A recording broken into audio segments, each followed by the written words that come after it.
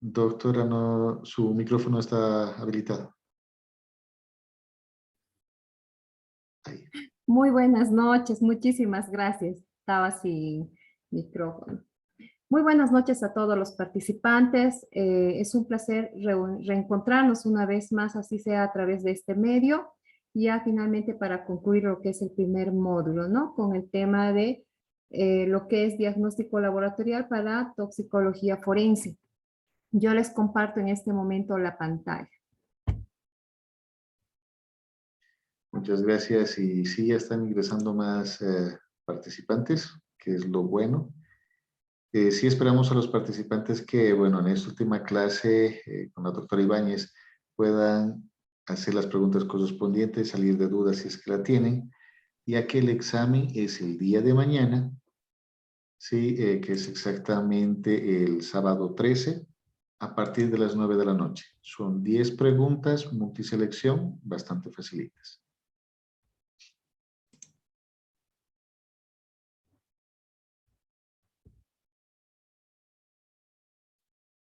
¿Están viendo la pantalla? Sí, doctora, adelante. Muchas gracias. Perfecto.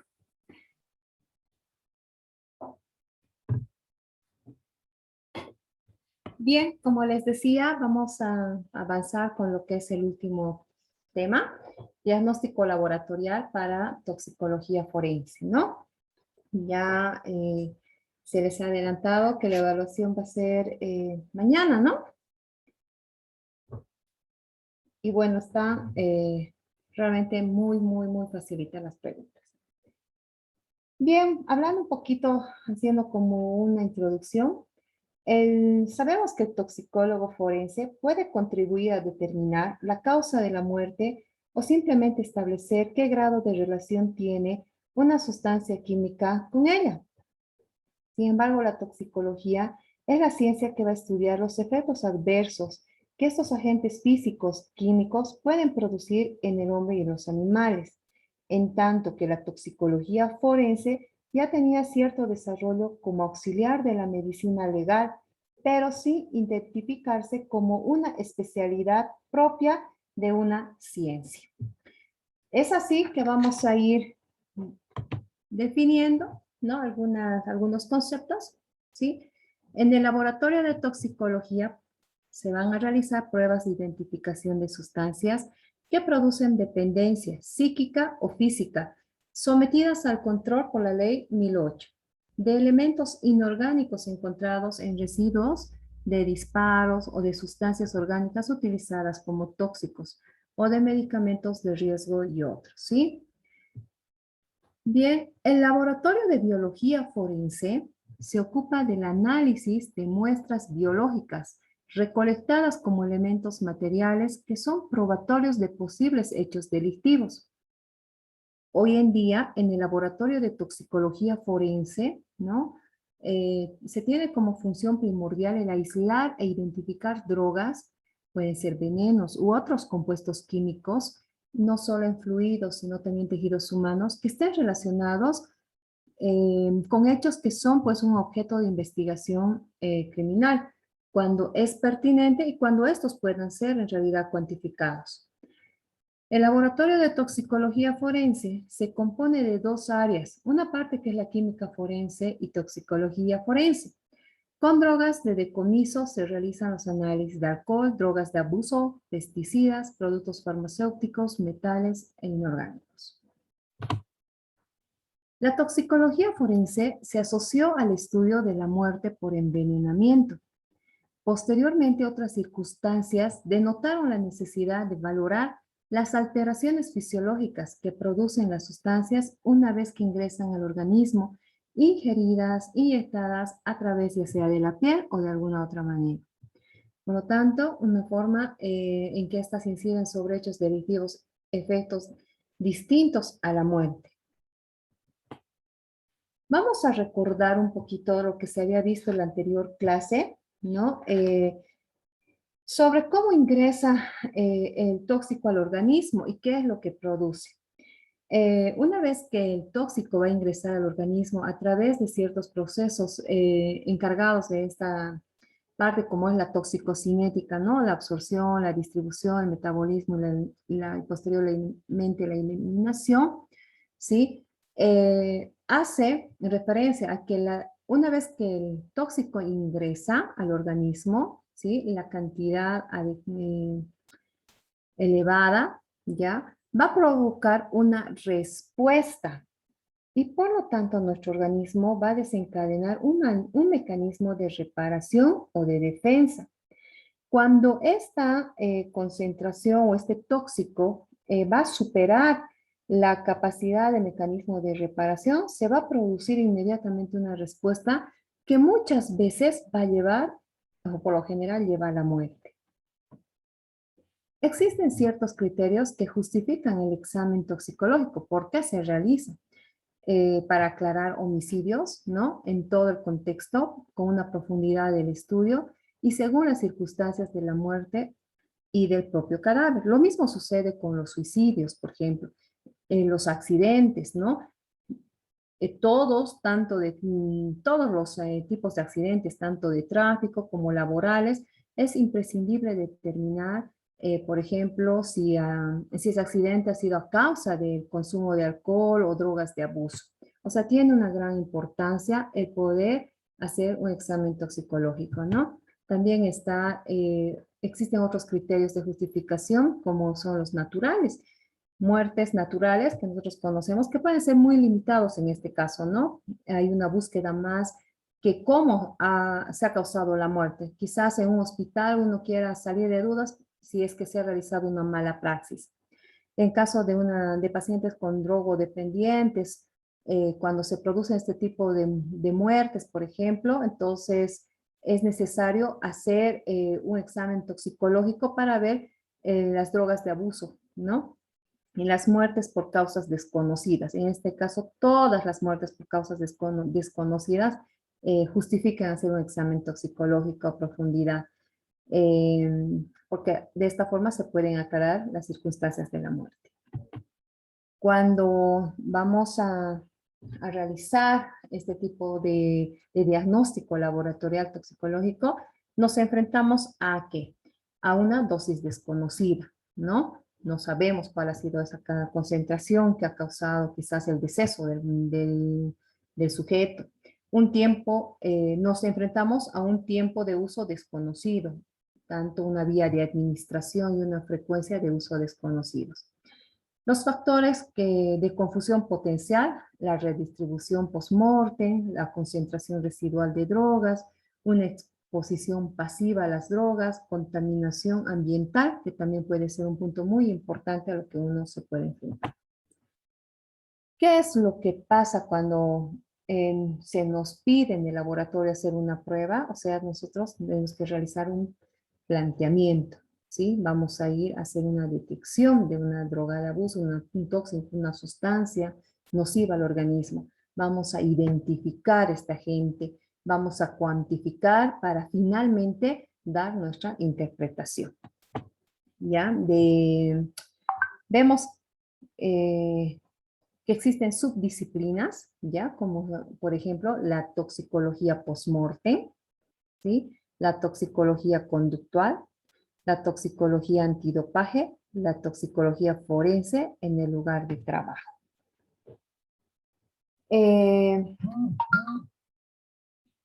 Perdón, voy a apagar esto. Antes de ver estas subdisciplinas, vamos a mencionar la clasificación de la toxicología forense, que suele dividirse en varios campos de acción, como ser una toxicología descriptiva, por ejemplo, que estudian las pruebas de toxicidad, una toxicología forense de mecanística, ya que tiene la responsabilidad de estudiar los mecanismos por los cuales los compuestos ejercen esos efectos tóxicos, y la regulatoria, que tiene la responsabilidad de decidir si un compuesto es de bajo nivel de riesgo. Posterior a esto, vamos a ir más adelante aclarando o detallando estos puntos, ¿ya? Les mencionaba que existen subdisciplinas, ¿no? Como la toxicología post-mortem, la conductual, el antidopaje, la toxicología forense en el lugar de trabajo. Bien, ahí tenemos la toxicología post-mortem. Tiene como objetivo fundamental determinar si el alcohol etílico o las drogas de abuso, los medicamentos u otros tóxicos pueden haber causado o haber contribuido con la muerte de una persona. Se va a aplicar para determinar a las sustancias de interés toxicológico en las muestras extraídas del cadáver. Va a colaborar, en todo caso, con el médico autopsiante en el estudio de las causas de muertes asociadas con el tóxico, donde éstas se establecen como el agente de muerte o bien inciden de alguna manera contribuyendo a la misma. Tenemos la toxicología conductual. El grupo de toxicología conductual está compuesto por un equipo de expertos toxicólogos especializados en la determinación analítica de sustancias psicoactivas, cuyo efecto sobre el comportamiento humano puede tener graves consecuencias tanto para el propio individuo como para la sociedad. Dicho de otra forma, se aplica a la identificación y a la determinación cuantitativa de drogas que van a alterar la conducta del individuo, induciendo a comportamientos agresivos, incapacitantes de sus funciones físicas y mentales, ¿cierto? O que van a actuar como disociativos, alterando la percepción de la realidad o abstrayéndolo, ¿no? Completamente de su realidad. La toxicología antidopaje se dedica a la investigación del consumo de drogas y otras sustancias que van a modificar el desempeño del individuo en el deporte, tales como anabólicos y diversos fármacos, constituyéndose como práctica fraudulenta. En días pasados se les había pasado material para que vayan revisando, ¿no? Algunos artículos, algunas novedades que se les ha podido compartir. No sé si lo han revisado, estoy segura que quizás todos ya lo han visto. Nos habla en uno de ellos, nos hace mención que en el Perú, por ejemplo, se ofrece libremente la hoja de coca en forma de mate filtrante, cuyo consumo por contener cocaína está prohibido en el deporte. El principal metabolito de la cocaína en el cuerpo humano es este compuesto llamado benzoilecgonina, que se puede detectar fácilmente en la orina del deportista entre más o menos las 3 horas y los 4 días después de la ingesta o de su administración por cualquier medio. Ya puede haber sido utilizado a través de mate de coca, pasta base fumada, crack fumado, clorhidrato de cocaína aspirado, ¿no? Entonces, no deja de ser pues una práctica muy fraudulenta, ¿no? La toxicología forense en el lugar de trabajo se desarrolla conforme a esquemas reglamentados con el fin de determinar el consumo de drogas por trabajadores con funciones sensibles, tales como los agentes policiales y otros del sector de seguridad y justicia, así como los pilotos de aeronáutica, civil o conductores de vehículos de transporte terrestre, entre otros. Esto sí está, creo, bien claro aquí, ¿no? Bien, en el laboratorio de toxicología forense se van a realizar varios análisis. Los análisis llevados a cabo en este laboratorio en general van a emplear compuestos químicos de variada toxicidad, ¿sí? El riesgo que implica su manejo no siempre es reconocido por los operadores. Si bien son numerosas las precauciones que los analistas deben tener en cuenta, como por ejemplo la evaporación de solventes orgánicos sobre el daño de agua o plancha, eh, sobre baño de agua o plancha calefactora y nunca más bien sobre la llama directa. No todos los laboratorios tienen incorporado en su rutina la necesidad de emplear una campana de extracción de gases cuando se trabaja con sustancias corrosivas o puede ser solventes volátiles. De ahí que se deben tomar precauciones ¿sí? Y como por ejemplo los cuidados del personal, precauciones en el laboratorio, precauciones con material biológico. Todo el personal del laboratorio debe estar adecuadamente entrenado respecto a las normas de seguridad. Todas las instrucciones sobre formas de manipulación, disposición, la disposición final de las muestras biológicas, ya sea solventes orgánicos u otras sustancias peligrosas, deben presentarse en forma escrita, en la forma de un manual de procedimientos operativos. Es fundamental que todo el personal administrativo, técnico y de maestranza del laboratorio conozca, ¿sí? Por un lado, recuerde y utilice y haga cumplir estas reglas como una forma eficaz de desarrollar una tarea segura tanto para el operador como para el entorno.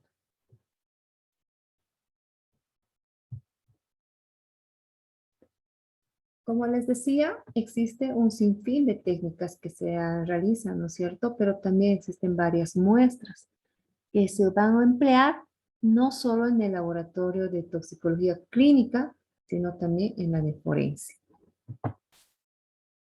El origen de las muestras pueden ser cadavéricas, cuando se va a realizar una autopsia, como sangre, orina, bilis, puede tratarse de contenido estomacal, vísceras, uñas, pelo y humor vítreo. ¿No? Puede tener origen en sujetos vivos. Dentro de este grupo pueden estar incorporados personal médico, policial, en nuestro laboratorio. Las muestras van a ser pelo, uñas, sangre, orina. Y las muestras no biológicas que se las toma en el lugar del hecho. Pueden ser líquidos, polvos, etc.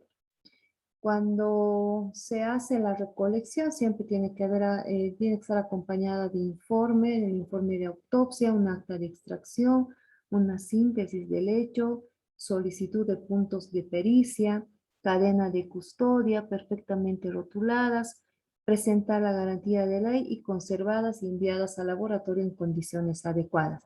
Este punto seguramente se va a detallar más en los próximos módulos.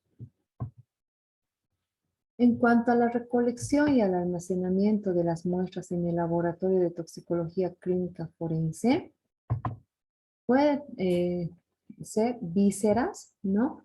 Que deben colocarse en recipientes rigurosamente limpios, sin agregado de ningún tipo de sustancia, con fines de preservación u otro motivo especialmente formal. Si pudiera disponerse, ¿sí? Como pueden ver, una imagen casi similar, ¿no? Para cada órgano sería ideal pues rotular de la siguiente manera. Por ejemplo, en el recipiente 1 para el cerebro, por ejemplo, ¿no? En el recipiente 2 para el hígado, riñón y vaso. Y un recipiente 3 para el pulmón, corazón. Y finalmente un recipiente 4 para el estómago y su contenido.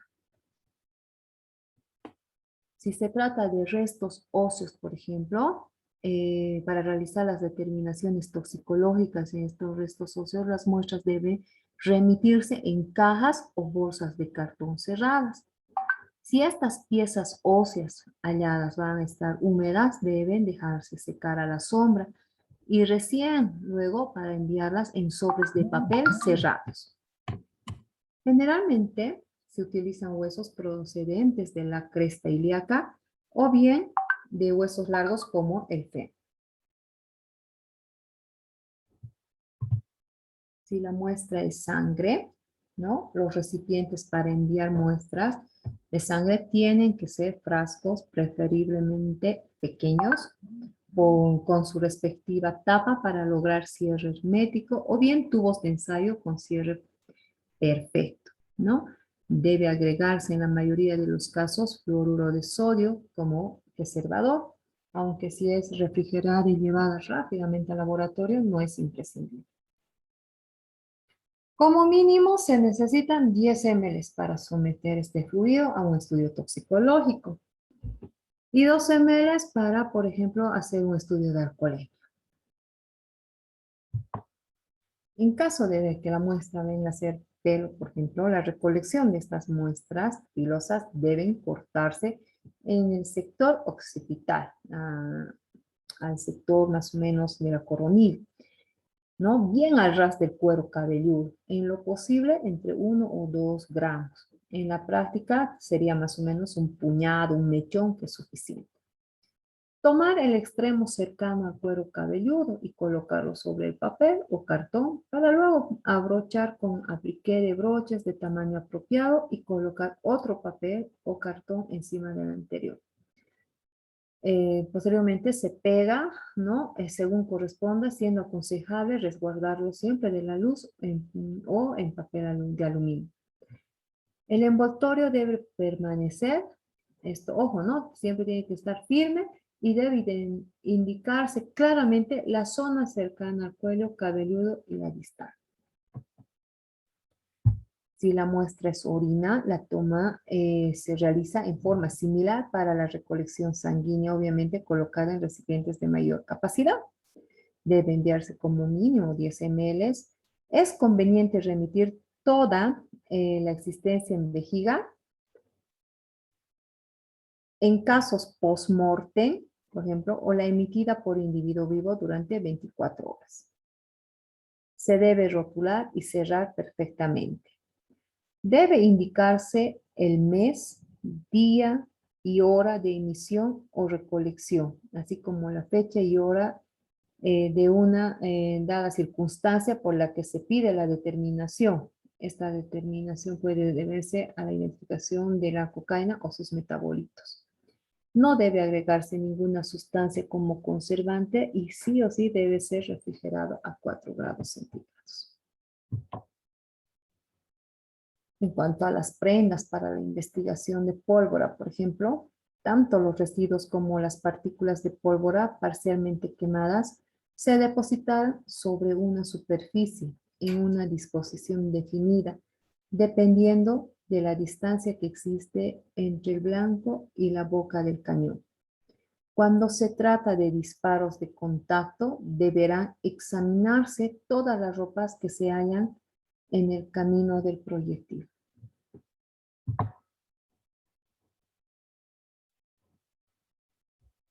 Bien,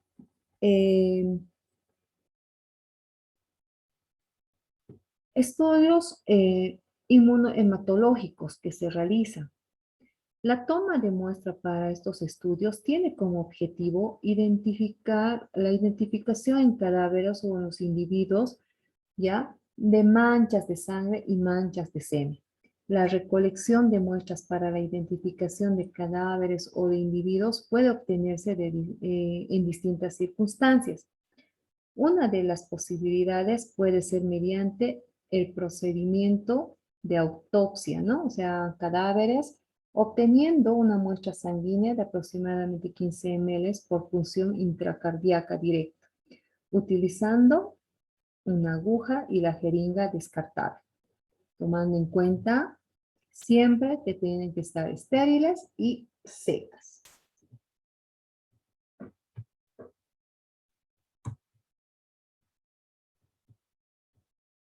En cuanto a la recolección de muestras para la identificación de manchas biológicas, ¿sí? Un hecho fundamental en el análisis de este tipo de muestras lo constituye el proceso de obtención y su posterior conservación. Una adecuada recolección y una mala preservación puede alterar este tipo de evidencia a tal punto que no solo van a dificultar, sino que directamente van a imposibilitar que este tipo de pericias o los elementos que se van a evaluar sean pues fidedignos, si vale el término, ¿no?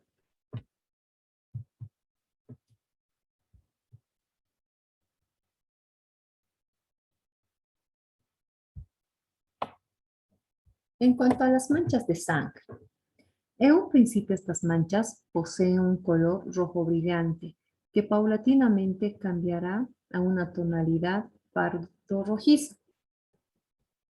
Para su levantamiento, un elemento a tener en cuenta es el tipo de superficie sobre la cual se encuentra sentada. Si el soporte no es absorbente, luego de una minuciosa descripción de la distribución, de la posición y la forma de las manchas, es de suma utilidad la obtención de fotografías, ¿sí? Sea cual sea el soporte, es necesario tomarle la fotografía. Se puede proceder luego a poner en contacto la mancha con la ayuda de una gasa, ¿sí? Que esté impregnada en una solución fisiológica, tratando posteriormente o llevándole a un tubo cónico que tiene que tener tapa o rosca especialmente diseñada, ¿no? Si la cantidad es escasa o eventualmente será una caja, una cápsula de Petri, por ejemplo, ¿no? Que sea descartable.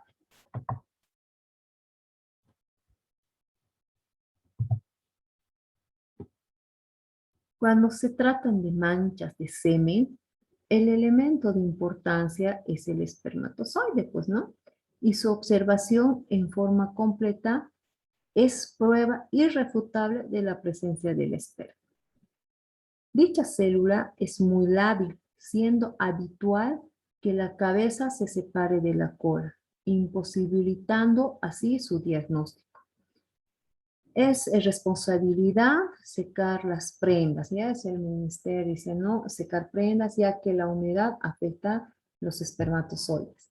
En caso de obtener hisopados, deben colocarse en tubos de ensayo o cónicos con tapa a rosca, que estén limpios, secos y estériles.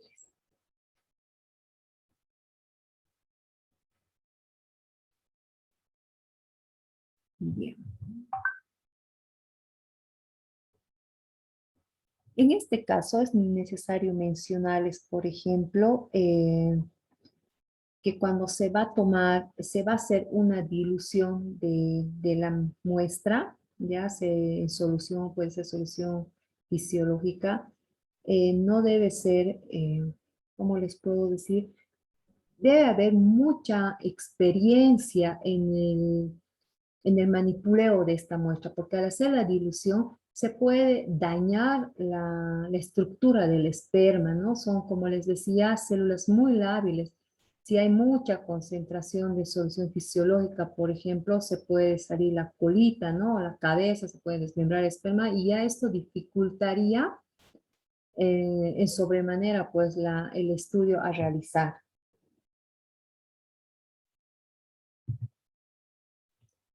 Bien, cuando se va a trabajar con muestras de orina, por ejemplo, existen ciertos inconvenientes, pero también grandes ventajas, ¿no? Y aquí se los he hecho un esquema, ya, donde podemos ver que cuando la muestra es orina, la ventaja es que existen altas concentraciones del tóxico.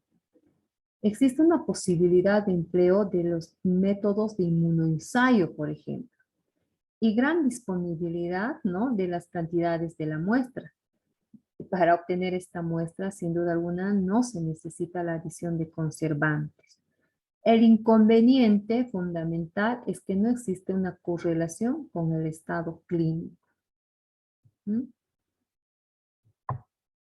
Cuando la muestra es, con la muestra que vamos a trabajar es el contenido gástrico, la ventaja es que evidentemente existen altas concentraciones del tóxico.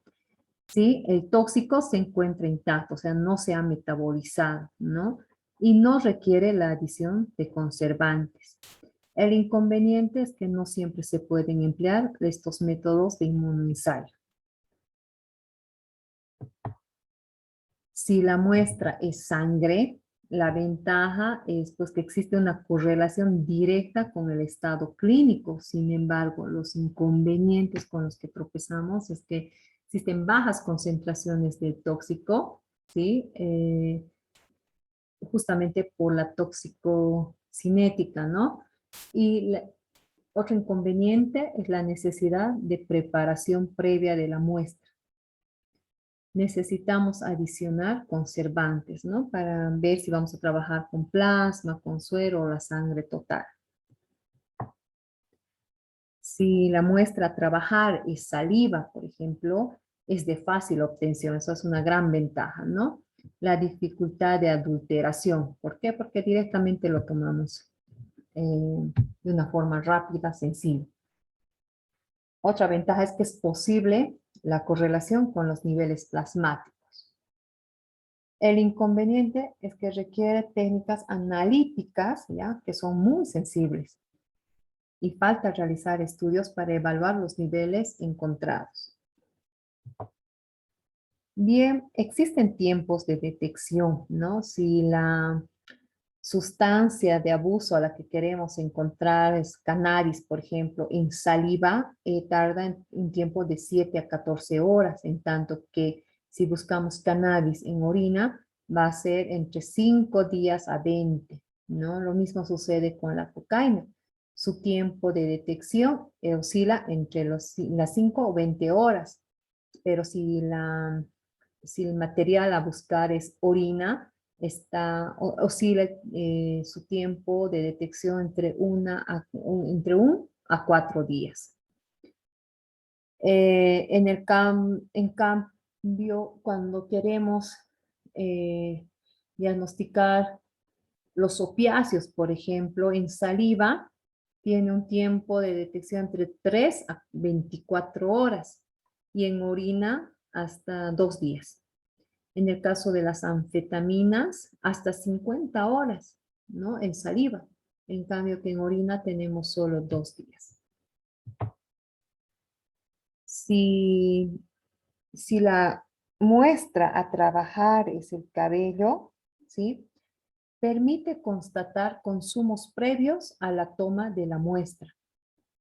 Permite estudiar el modelo individual de drogodependencia. La recogida de muestra no es traumática, ¿no? Que le saquen un mechoncito. No requiere condiciones especiales de conservación. Habíamos dicho que se puede llevar en una caja Petri, ¿no? En un sobre de madera, bien rotulado.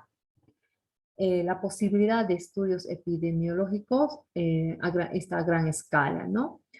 Pero existen ciertas limitaciones de este tipo de análisis, como la posibilidad de falso positivo por la contaminación externa. No hay una correlación conocida entre lo que es la dosis consumida y la concentración detectada. Y bueno, existe una gran variabilidad individual, ¿no? En cuanto a la recolección de muestras para análisis en química ambiental, está el muestreo, ¿sí? La muestra que hemos dicho que es amplia. Está la preservación y el almacenamiento de muestras de agua, la toma de muestras de agua para examen bacteriológico, ¿sí? Tomas de muestra de agua para examen físico-químico, toma de muestra de barros o sedimentos, toma de muestras de efluentes industriales. Esto por mencionarlo, ¿no? Porque hablar de este tema ya es hablar de otro módulo entero. Bien. En cuanto a los análisis laboratoriales, o más bien las técnicas que se utilizan dentro de los análisis de laboratorio, vamos a ver primero que el procedimiento analítico toxicológico incluye usualmente 2 pasos. El primero consiste en realizar un análisis preliminar que permite identificar las muestras negativas que no contienen el analito o alguno de los metabolitos de las drogas u otros tóxicos que pudieran estar presentes en la muestra. Esto hemos visto en las pruebas de screening o tamizado. El segundo paso involucra la confirmación de la identidad de estas sustancias presentes en las muestras positivas. Vamos a recordar la anterior clase, vimos sobre lo que son las pruebas inmunocromatográficas. donde teníamos una región de control y una región de prueba, ¿no es cierto? En el caso de los cribados, por ejemplo, dependiendo del tipo de test, hay para la identificación de las pruebas a diagnosticar, ¿sí? Por ejemplo, si se van a requerir el hallazgo de más de 2 sustancias, en los cribados nos piden, ¿no es cierto? No sé si va el término, la identificación de cocaína o marihuana, se van a utilizar estos tipos de test que se puede utilizar con toda la seguridad. Y en el caso de que se quiera investigar, por ejemplo, más de 10 sustancias, también existen estos discos, estos tacos que hemos visto la anterior vez, los cassettes, donde, si bien es cierto, hacer un refresh de esta zona del taco, ¿sí? Que es el área donde vamos a aplicar la muestra, una región del control que nos marca ya la validez también de la prueba, y la región T, que es la región de la prueba. La presencia de las dos líneas nos da una respuesta mm, negativa, ¿no? Y la ausencia de una de ellas ya nos indica la prueba positiva.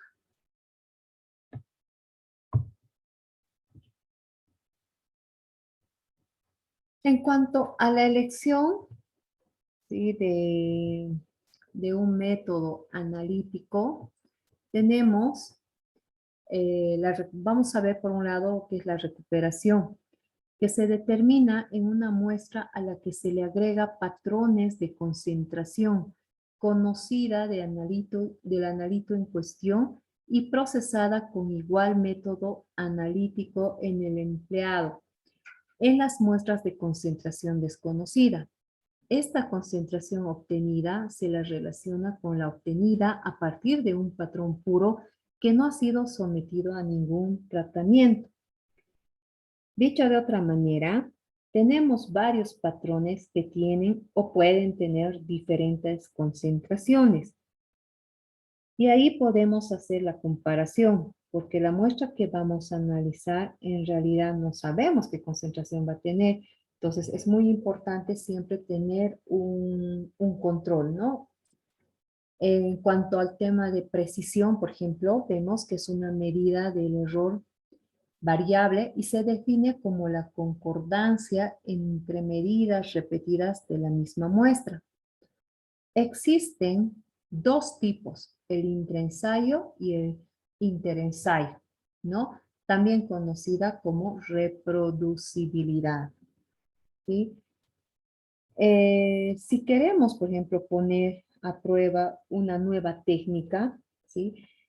Sí, o si tenemos varios reactivos y queremos saber cuál es el más preciso, tenemos que ver que concuerden.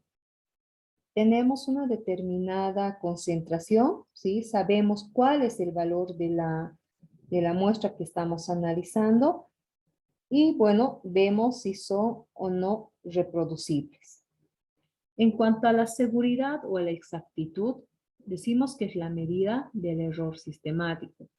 Se define como la concordancia entre el valor medio medido y el valor de referencia aceptado.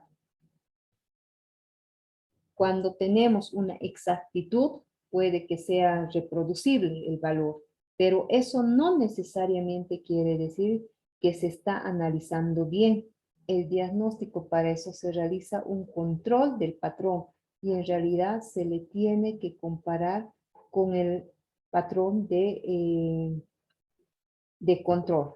A ver, dicho de otra manera, ¿no? En el laboratorio se puede repetir una prueba. La misma persona que está haciendo el análisis puede hacer 2 o 3 veces la misma prueba y tener el mismo resultado. O varias personas en el laboratorio coincidir y sacar el mismo resultado. Pero eso no te garantiza que sea el resultado en realidad, ¿no? O sea, la prueba exacta y segura se obtiene haciendo la comparación con el control del patrón que estás investigando. En ese caso, sí, tu resultado es seguro y es exacto.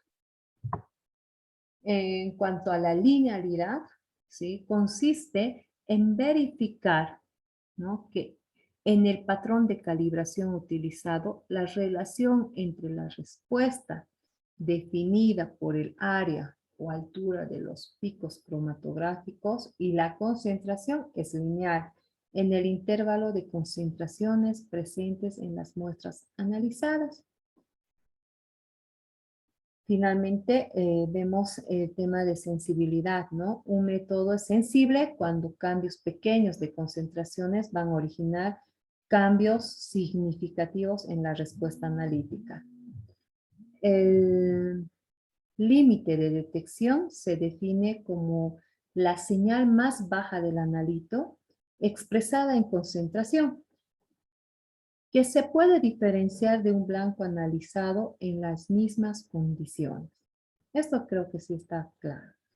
El límite de cuantificación es la concentración más baja que se puede determinar con seguridad y precisión aceptables y y debe ser al menos 2 veces el valor del límite de detección.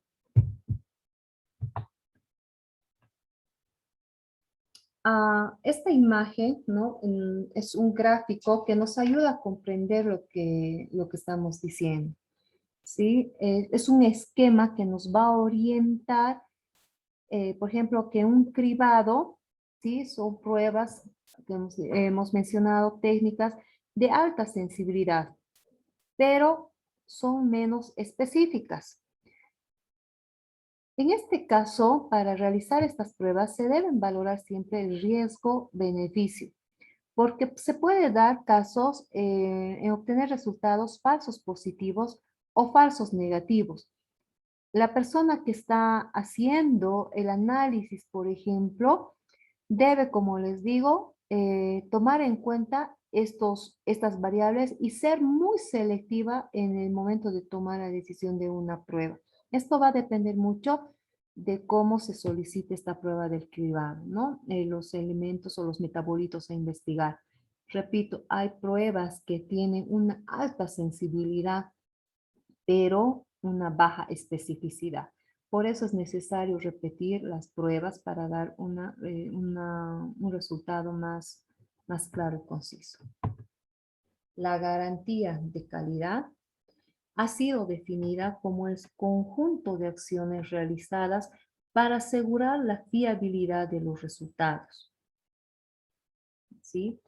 Incluye todos los procedimientos cognoscitivos mecánicos diseñados para minimizar o identificar todas las fuentes de variaciones preanalíticas, analíticas y postanalíticas que pueden influir en la obtención de resultados de gran calidad analítica. Un laboratorio toxicológico proporciona resultados epidemiológicos, de diagnóstico, terapéuticos y otros, en el ámbito clínico, laboral, legal, deportivo, etc., donde los posibles errores analíticos pueden influir enormemente en la libertad y derecho civil del individuo y, por supuesto, en la salud, ¿no? Por ello, las mediciones analíticas deben realizarse de forma tal que satisfaga un requerimiento acordado como ser un sistema de calidad que produzcan pues resultados de altísima calidad.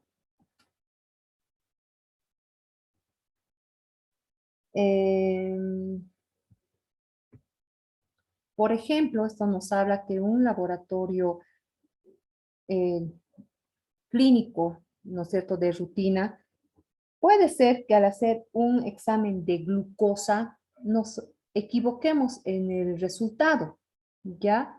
En este caso, para verificar, de acuerdo a la clínica también del paciente, se puede realizar nuevamente la toma de muestra y tener un resultado satisfactorio, ¿no? Pero en el caso de hacer un examen toxicológico y más aún forense, Es pues un poco complejo el hecho de volver a tomar la muestra bueno, realizar. Por eso es que hay que tener sumamente cuidado una vez que nosotros en el laboratorio contemos ya con la muestra a analizar, de ser lo más cautos al momento de elaborar este tipo de análisis.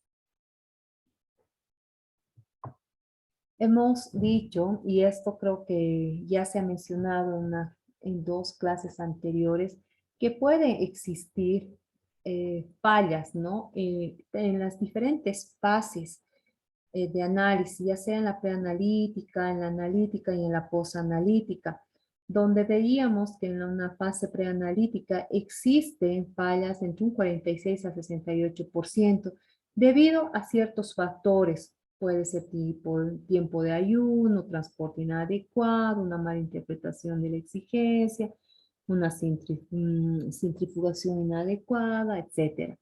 La fase analítica, que tiene entre 7 al 13% de fallas, debido quizás a un defecto en el equipamiento, puede deberse también a la pérdida de muestra, una contaminación entre las muestras, entre otros, ¿no? O en la posanalítica, cuando se habla de un 19 o un 47% de probabilidad entre una pérdida de resultado, por ejemplo, una interpretación incorrecta, un tiempo de liberación de resultado arriba del especificado. Conocer estas fallas nos permite mejorar, porque vamos a corregir en el momento, ¿no? Bueno, y esto suma, ¿sí?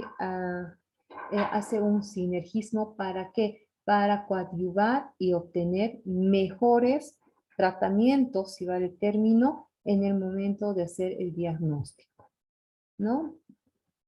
Ahora sí, algunos ejemplos, si bien es cierto, existe un sinfín de ejemplos, de pruebas de laboratorio, ¿sí?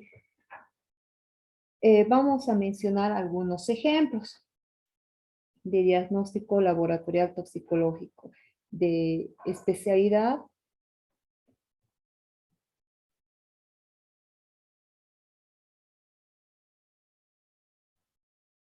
En este caso he mencionado ya al sistema ABO, por ejemplo. En las manchas de sangre, ¿sí? De sangre seca, los glóbulos rojos en general están destruidos. Sin embargo, los antígenos responsables de la especificidad del grupo mantienen su capacidad para reaccionar con los anticuerpos específicos.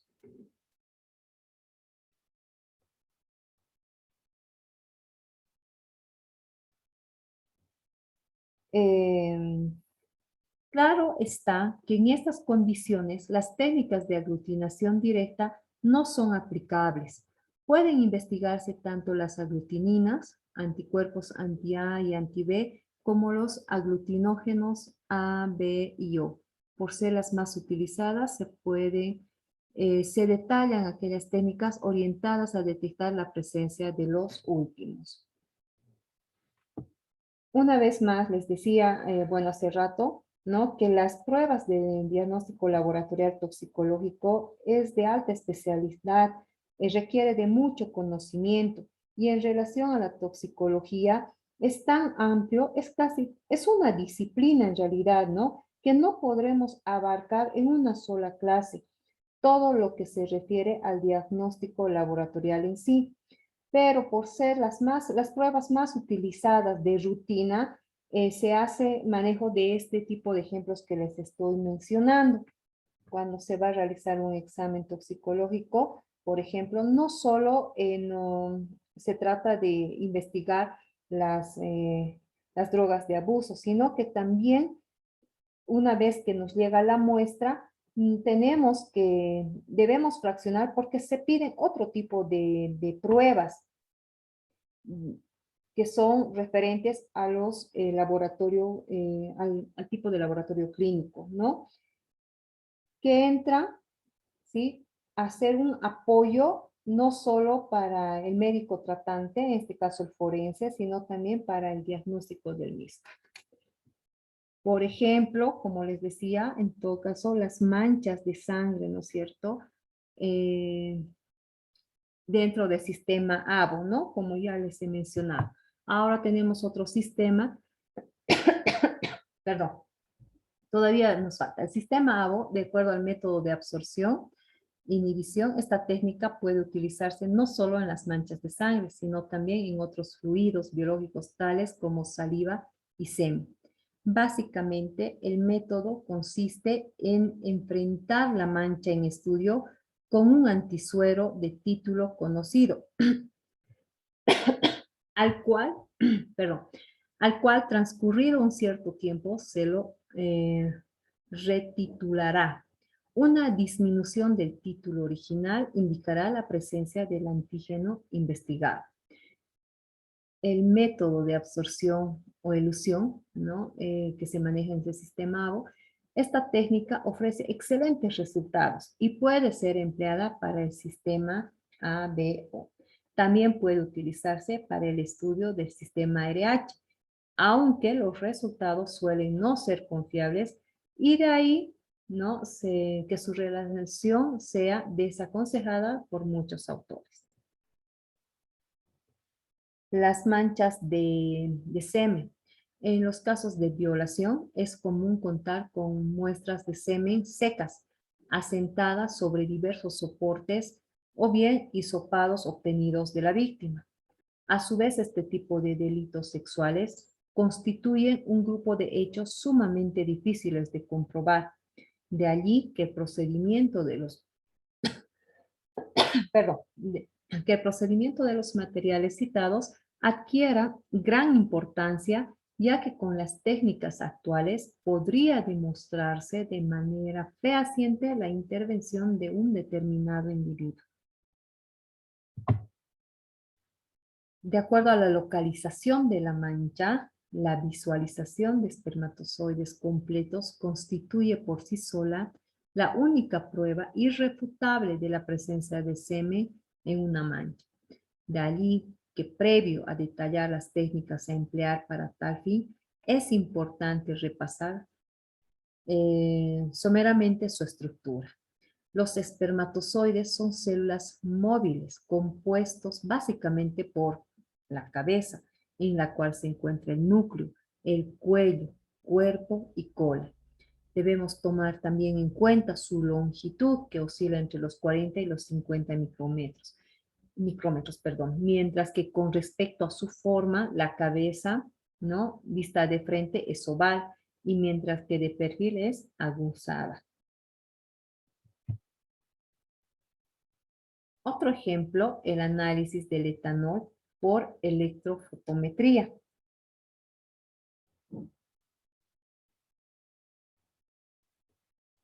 En el ejemplo del etanol, por ejemplo, ¿no? La determinación de la concentración de etanol se emplea frecuentemente para determinar la incapacidad legal, para investigar pruebas médico-legales, para diagnosticar o tratar el alcoholismo, así como para detectar el envenenamiento por alcohol.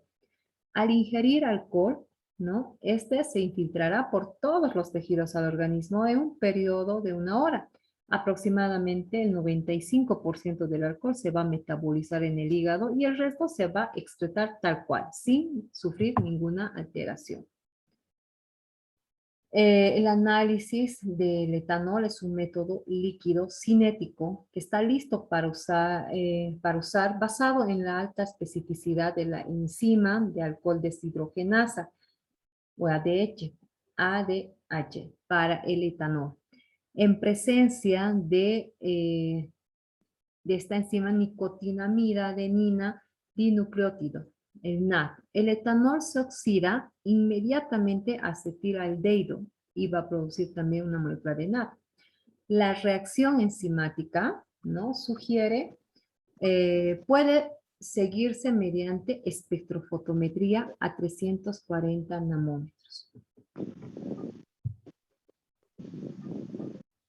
La recogida y la manipulación de muestras. Para este análisis puede emplearse suero, plasma u orina. La recogida de muestra de plasma puede emplearse anticoagulante, tales como el ácido erético, el ETA, el citrato, el fluoruro o el oxalato o la heparina. Debemos obtener muestras de orina en recipientes limpios de vidrio o plásticos. No se debe utilizar el alcohol como desinfectante al momento de recoger o almacenar muestras de sangre, por ejemplo. En este caso, se me olvidaba mencionar hace rato que cuando se va a tomar la muestra de sangre, se debe prever el momento el momento de hacer la desinfección, porque puede influir el utilizar la torunda empapada en alcohol, ¿no? Porque se supone que estamos yendo a hacer un estudio de alcoholemia. Entonces, podríamos utilizar otro tipo de antisépticos. Se recomienda sí o sí utilizar o analizar, perdón, muestras frescas en el caso de tratarse de orina. En el control de calidad y calibración. Las prácticas correctas del laboratorio recomiendan el uso de controles para asegurar el buen funcionamiento del análisis. Es importante determinar los rangos de control que sean aceptables para el laboratorio. Para calibrar el análisis deben utilizarse el calibrador negativo y el de etanol, a 100 miligramos por decilitro. Los controles deben utilizarse al menos una vez al día para validar el rendimiento del análisis. Todos los requisitos de control de calidad deben realizarse de acuerdo con las normas o los requisitos de acreditación, tanto local, estatal o federal. Para los resultados, las velocidades de metabolización y excreción de etanol varían de una persona a otra y dependen de factores tales como sexo, edad, peso corporal, contenido del estómago, uso simultáneo de otros medicamentos y, por supuesto, del estado de salud. En el análisis de etanol puede cuantificarse de forma precisa concentraciones de etanol dentro de un rango de 10 miligramos por decilitro, lo que corresponde a 0.01%, a 600 miligramos decilitro, que corresponde a 0.6%. Es así que, como les decía, hay factores que se tienen que tomar en cuenta para ver el nivel del etanol en sangre. Si se tratan de personas que son bebedoras esporádicas, ¿no es cierto? Una concentración de 100 miligramos decilitro, o lo que corresponde al 0.1%, va a estar como legalmente intoxicado, digamos. En cambio, si se trata de un bebedor crónico, presentará pues signos mínimos. Si se identifica entre 0,2 a 0,25%, ¿no? Para un bebedor esporádico, aquellos bebedores que de vez en cuando le aplican o que desgraciadamente el día que tomaron le hicieron la prueba porque pasó un accidente de tránsito, ¿no? Se va a manifestar una pérdida de la vigilia, un estado letárgico. En cambio, un bebedor crónico es necesario que se esfuerce para mantener un control. Si, si se tiene un resultado entre 0,3 a 0,35% para un bebedor esporádico, va a ser de estupor a coma, ¿no? Ya es algo más serio.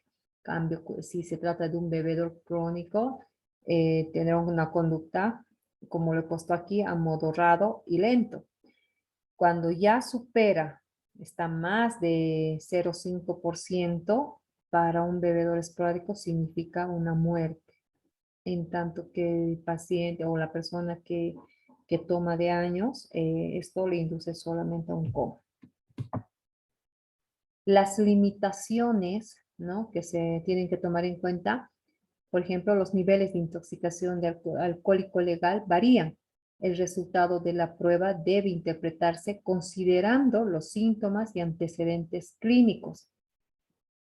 El etanol es volátil. Para evitar la evaporación del etanol de los calibradores, los controles y las muestras, es necesario tener en cuenta las precauciones indicadas en el apartado de recogida y manipulación de muestras, lo que hemos visto. La prueba está diseñada para utilizarse solamente con orina, suero o plasma de humanos. El aumento de los niveles de ácido láctico, del LDH en muestras de cadáveres, por ejemplo, pueden producir resultados elevados de etanol. Bien, algunas sugerencias que se los he plasmado en esta diapositiva es que existen laboratorios forenses de Bolivia, ¿no? Un artículo, por ejemplo, que nos habla de que se han estandarizado los procedimientos de análisis de drogas, donde nos habla también de que expertos fueron capacitados en los laboratorios de la UNDOC en Viena. Ustedes pueden revisar este artículo en esta dirección que les he copiado aquí. Con esto estaríamos dando pues finalizado este módulo, ¿no? Espero no haberlos aburrido y si queda, bueno, alguna pregunta también estoy dispuesta a disipar sus dudas.